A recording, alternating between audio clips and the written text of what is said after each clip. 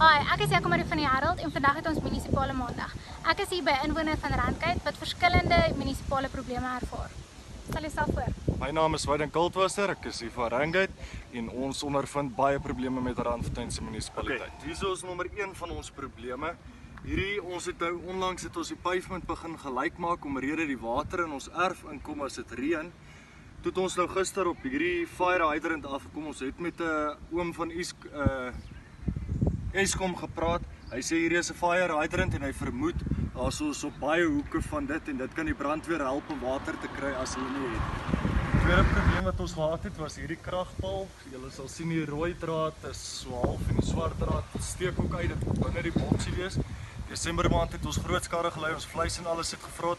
Die munisipaliteit het amper 'n week gevat voordat hulle dit kom regmaak het. So 2 weke terug het die boksie weer uitgebrand toe hulle net weer die draad kom terugsit.